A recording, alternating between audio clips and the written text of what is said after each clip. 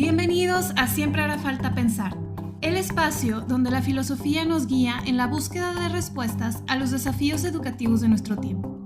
Soy Natalia Gutiérrez y te invito a cuestionar juntos los fenómenos que moldean la educación. En un mundo de tendencias y cambios hay algo que no cambia. Siempre hará falta pensar. Bienvenidos de vuelta a este espacio. Hoy quiero hablarles de algo que cambia las clases más que cualquier método: la confianza. ¿Para qué conectar con nuestros alumnos más allá del contenido? Hay quienes creen que los maestros que se preocupan por cultivar una relación positiva con sus alumnos, lo que están buscando es popularidad o que les falta profesionalismo y nada más alejado. ¿Alguna vez has tenido la fortuna de entrar a un salón de clases y que la sesión fluya como si fuera una conversación? ¿O has hablado con un maestro que te dio un buen consejo o que se preocupó por ti? Bueno, de esto se tratan la conexión y la confianza. Creo que es provechoso partir desde la misma naturaleza humana para abordar este tema, porque la educación es una actividad sumamente humana. No son muchas las profesiones actuales que tienen tanto trato humano como la educación. Un contador trata primordialmente con cuentas. Un arquitecto sí trata con su equipo de trabajo, pero principalmente va a estar ligado a hacer realidad su proyecto mediante diseños, cálculos, materiales, etc. El docente pasa la mayor parte de su tiempo con alumnos, disponiéndolos para el aprendizaje, compartiendo con ellos, evaluándolos, y es una labor que nos requiere estar muy presentes hacia las necesidades del otro. La Real Academia Española define relación como conexión, correspondencia, trato, comunicación de alguien con otra persona.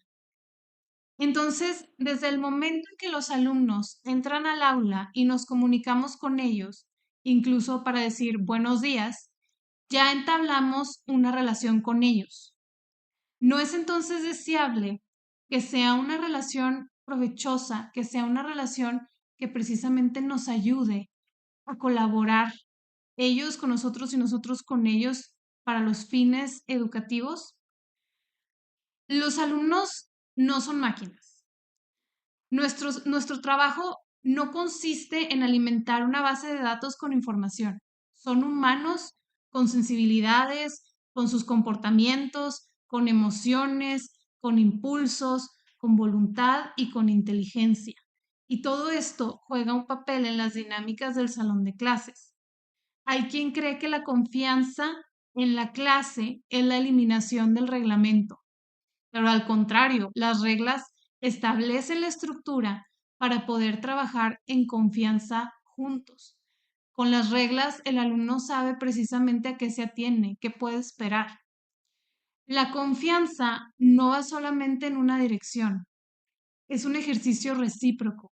En este caso, del docente a los alumnos y de los alumnos al docente.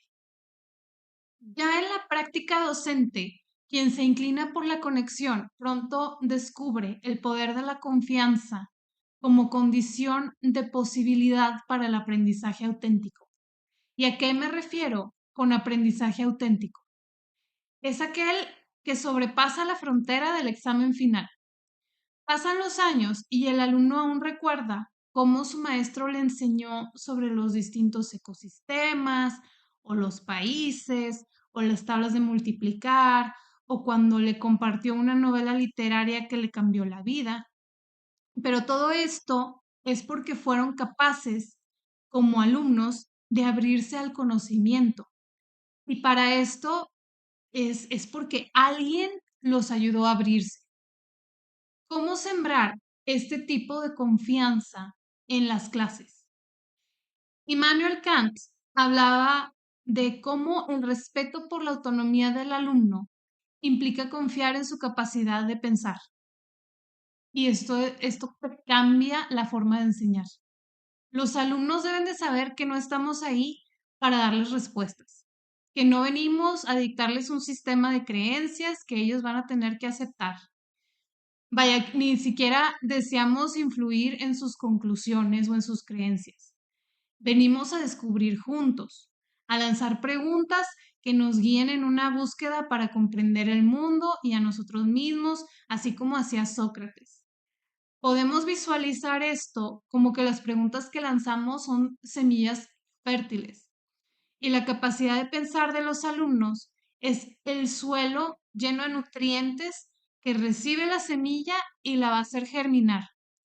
Pero muy probablemente, muy seguramente, no nos va a tocar ver los frutos, porque va a tomar mucho tiempo. Rousseau ponía mucho énfasis en que la educación es para la libertad, pero la libertad solo florece en un suelo de respeto mutuo. Paulo Freire también discute este punto, y es que el maestro no puede ser un opresor o un ilustrado que comparte todo su sabio conocimiento con los ignorantes alumnos. El maestro más bien acompaña, guía, porque precisamente tiene el conocimiento para llevar a los alumnos mucho más lejos que si estuvieran solos. Ese es el trabajo docente, llevarlos más lejos. No más lejos simplemente sin ninguna dirección, más lejos de donde podrían llegar solos, avanzando hacia adelante para hacerlo más claro, aunque suene redundante, en su camino de formación académica, intelectual. Y todo esto me trae nuevas preguntas, porque si los alumnos estuvieran solos, ¿qué otras cosas cambiarían en su aprendizaje? ¿Qué es lo que hace el hecho de que el maestro esté con ellos? ¿En qué mejora? Porque la presencia del maestro tiene que mejorar el camino del alumno por sí mismo. Y yo creo que también el maestro inspira a conocer. Me acuerdo de maestros míos y había muchas materias que a mí me desagradaban demasiado cuando estaba en la escuela, pero el maestro que tenía este carácter y este amor por lo que hacía, pues sí lo transmitía, sí hacía que fuera mucho más llevadero, mucho más interesante, a pesar de que no era un área de interés para mí o para muchos otros. Entonces, el maestro inspira a conocer. Nuevamente me quedo con eso. Y si yo sé que mi maestro detesta, por ejemplo, la historia, pronto yo también voy a detestar su clase de historia. Si yo sé que mi maestro hace algo fascinante en su vida personal o profesional con los conocimientos que me está compartiendo, entonces más fácilmente yo podré interesarme. Pero bueno, ese ya es un tema para otro episodio, es un tema aparte, aquí todo se entrelaza, pero volvamos a la confianza y a la conexión. Distintos filósofos nos han hablado de la confianza entre maestro y aprendiz. Para Martha Nussbaum, por ejemplo, el reconocimiento emocional es tan educativo como el contenido. Y es que en el aula no solamente enseñamos contenido, todo lo que se ejerce, todo lo que el alumno ejerce, la regulación emocional, la templanza, hábitos como la limpieza, virtudes como la generosidad, la paciencia, el interés por los demás y un muy largo etcétera, se convierten en las virtudes que prevalecerán en la edad adulta. Y el trato que da el maestro moldea las actitudes que que el alumno podrá tener ante distintas figuras y situaciones. Recordemos que muchas veces el comportamiento de los alumnos es respuesta a algo, a veces a nosotros, a veces no. Pero entonces hay que detenernos a pensar cómo queremos que respondan ante una figura de autoridad como lo es el maestro. La filósofa y activista Simone Weil decía que la atención es un acto de amor y el amor no funciona sin un entorno confiable. Si yo no me convierto entonces en una persona importante afectivamente para el alumno, no voy a tener su atención auténtica. Probablemente lo pueda obligar a que alcance un nivel muy mínimo de desempeño, pero no a abrirse al contenido que yo le estoy compartiendo. ¿Y qué significa entonces ser importante para el alumno? Yo diría que es construir una relación positiva y genuina, que sepa que me importa, que quiero lo mejor para él o para ella, que se sienta seguro, que confíe, que sepa que estoy ahí incondicionalmente. En más de un colegio, la gente ha fruncido la ceja cuando mencionó la palabra amor, pero es eso, realmente es un amor. Yo lo compararía con la relación con un sobrino. Uno escucha al sobrino, lo protege de los peligros reales, no lo sobreprotege, lo guía y al final las decisiones fuertes le tocan a los papás, pero nosotros ahí estamos para apoyar en el proceso, como haga falta. En cartas a quien pretende enseñar, Paulo Freire precisamente afirma también, no hay enseñanza sin amor. El educador que no ama a sus alumnos no puede enseñarles. No es de otro mundo entonces hablar de amor en la docencia. No es una falta de profesionalismo, al contrario, es lo que nos hace ser buenos maestros. No es que seamos muy sensibles, no es que sea una profesión cursi, es que es un requisito real de tratar la educación de un ser humano. Freire añade a lo que venimos diciendo en su libro Pedagogía del Oprimido, diciendo, el diálogo es el encuentro de los hombres mediado por el mundo para pronunciarlo. No es la transferencia de conocimientos.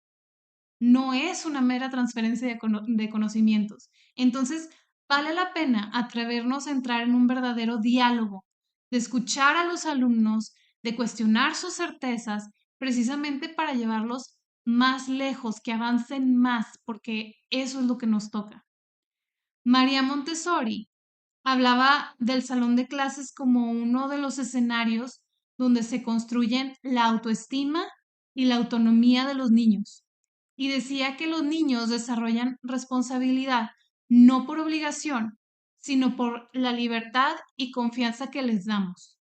Y ella insiste en que esta conexión no se logra con discursos.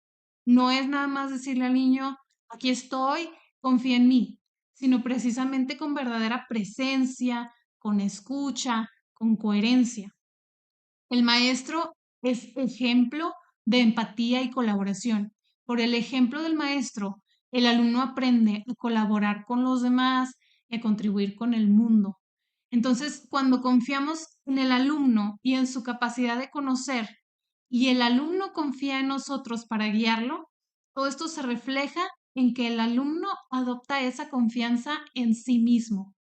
Entonces, para Montessori, la confianza no es solamente emocional, sino que se vuelve epistemológica, es decir, que está ligada al proceso de aprendizaje de los alumnos. Entonces, sabemos que un ambiente de confianza le permite a los alumnos preguntar sin miedo, equivocarse sin sentir vergüenza, crear sin tener restricciones como el miedo al juicio de los demás, aprender del error, que muy pocos entre los adultos estamos abiertos a esa posibilidad del error como maestro. Y entonces vemos que existen dinámicas para romper el hielo o conocerse mejor el primer día de clases, pero yo creo que estas hacen muy poco comparadas con las acciones del día a día. Hay que poner mucho el foco en las acciones del día a día, en escuchar, en mostrar apoyo, en interesarse genuinamente en lo que están haciendo o en lo que piensan o en lo que les interesa. En acciones no coreografiadas, no planeadas, que surgen como respuesta al alumno, en esas acciones es donde vamos a encontrar la manera de ganarnos la confianza y de conectar con ellos. Yo te invito hoy a reflexionar sobre tu práctica docente. ¿Cómo generas confianza desde el lenguaje, desde el humor, desde el silencio, en distintos contextos, en distintas situaciones? Piensa también en el profesor que más te marcó durante tu camino académico. ¿Por qué confiaste en ese maestro? ¿Qué hizo para que aprendieras sin miedo? ¿Qué hizo que te abrieras a lo que te compartía? Y bueno, este precisamente es un espacio de reflexión, de cuestionar, y entendería que ahorita pensáramos qué hacemos para que nuestras clases sean ese lugar de encuentro, sabiendo que es el encuentro lo que abre al alumno a ir más allá de una rutina de explicaciones y de actividades. No es lo mismo pararnos frente al grupo por deber que por el vínculo que tenemos con la clase. Aquí yo creo que vale la pena recordar que la educación tiene que ser una forma de hospitalidad, de recibir al alumno por quien es, de entender que el alumno no está ahí para llenar mis expectativas o para ser perfectamente el molde de alumno aplicado, de alumno respetuoso, de alumno responsable, sino simplemente alumno al que voy a guiar para que pueda tener más oportunidades. Y yo creo que aquí entra el hacernos a la idea de que no se trata de controlar todo, sino de confiar para abrir posibilidades. No una confianza ciega. No vamos a dejar que los alumnos hagan lo que quieran porque al final saben lo que están haciendo, porque sabemos que muchas veces no saben lo que están haciendo. Pero se trata de tener una visión más realista de las capacidades y reacciones del alumno. ¿Cuántas veces resulta que lo único que espera un niño para mostrar madurez es que alguien lo trate como una persona madura? ¿Qué sucede cuando un estudiante se da cuenta de que te importa de una forma positiva? ¿Qué sucede cuando un alumno que está dando problemas a otros maestros llega con uno nuevo y resulta que este nuevo maestro le da una responsabilidad o un rol importante y el alumno se levanta, o sea, se pone a la altura del reto?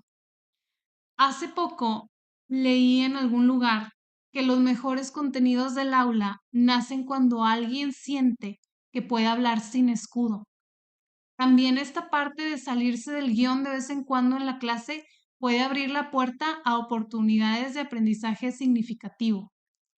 Si un alumno siente la confianza de preguntar algo que no era lo que teníamos planeado, no estaba dentro del contenido de la clase, pues nos toca valorar mantener esa puerta abierta en lugar de cerrarla por la presión del plan. Si un alumno tiene reacciones hostiles a la clase, pues busquemos primero una solución personal, demostrándole que estamos de su lado para ayudarle, no para perjudicarle, que no tiene por qué reaccionar así ante las cosas. Y bueno, si no, pues, o sea, si hay algo que no entiende en la clase, demostrémosle que también tenemos la disposición de explicar, de invertirle tiempo, de invertir esfuerzo para que precisamente él logre el objetivo, que no se trata nada más de reprobarlo porque sí. Pero bueno, todo esto dentro de los límites de las reglas. Si un alumno rompe las reglas, no podemos solapar, porque entonces precisamente quitamos esa estructura que le da seguridad al grupo.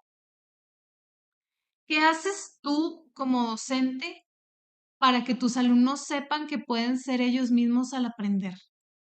Quiero cerrar este episodio recordando la frase de Simone Weil de la atención plena es el acto más puro de generosidad. Démosle nuestra atención a nuestros alumnos ahora. Ese es un gesto que crea conexiones fuertes y seguras. Cuéntame tu experiencia por Instagram, donde puedes encontrarme como @nataliagutierrez_edu o en esta misma plataforma. También puedes seguirme para que no te pierdas ningún episodio. Y si este episodio te dejó algo, por favor compártelo con tus colegas.